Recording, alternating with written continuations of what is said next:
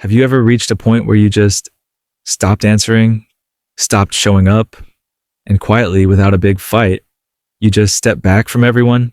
Or have you been on the other side, left confused and hurt by a sudden silence? You check your messages, you rack your brain for what went wrong, but there's just a void. The person who was a fixture in your life has become a ghost. We're taught to see this as a failure.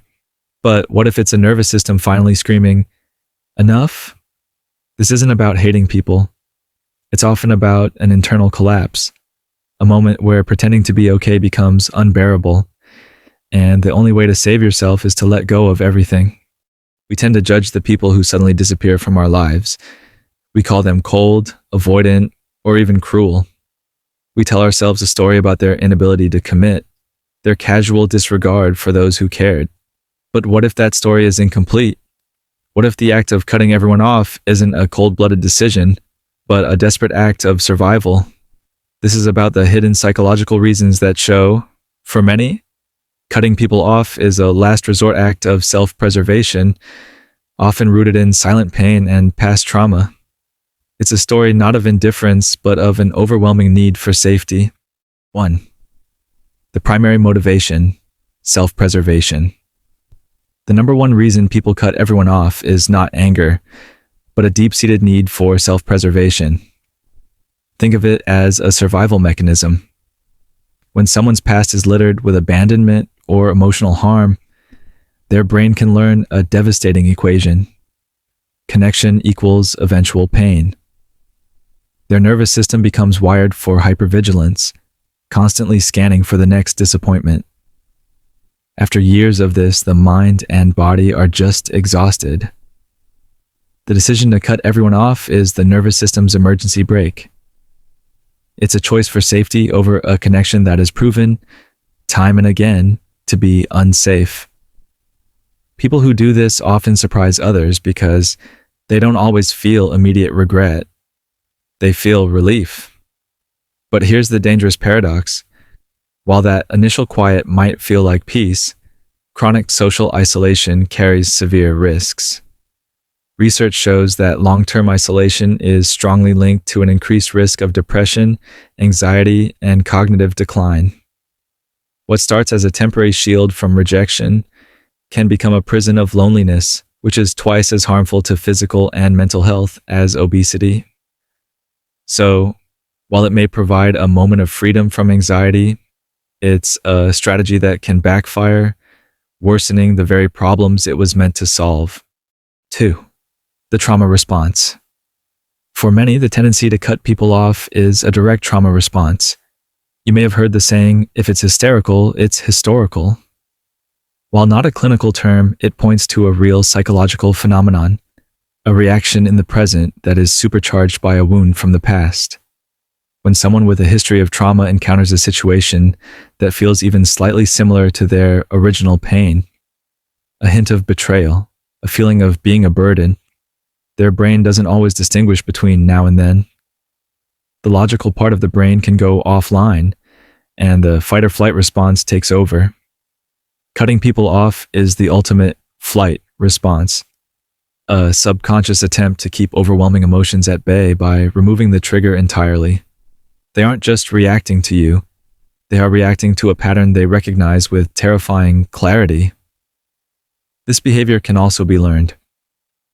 If you grew up where cutting people off was the normal way to handle conflict, that pattern gets ingrained as the only tool in your emotional toolbox when things get too hard.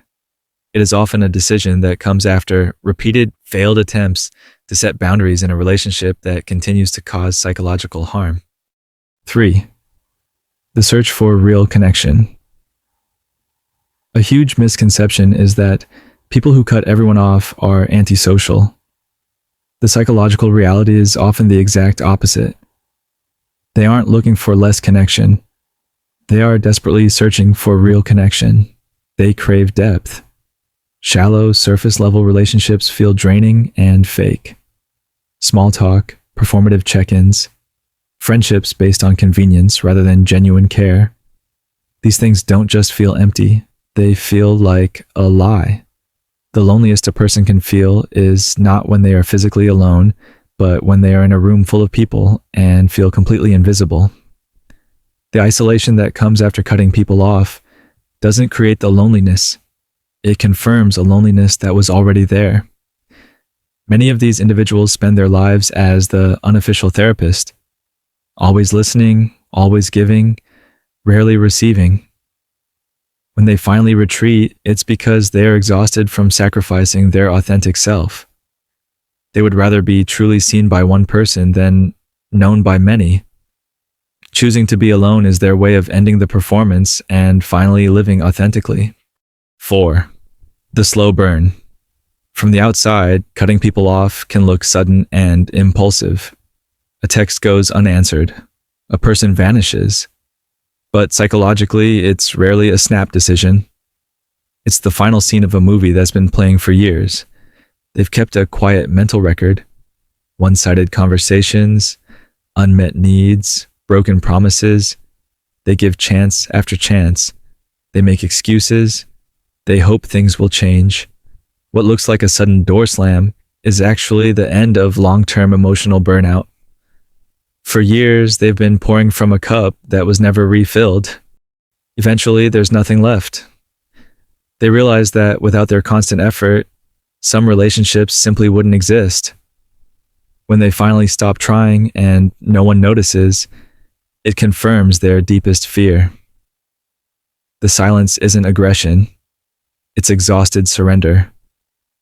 They aren't running away from people. They're running back to themselves.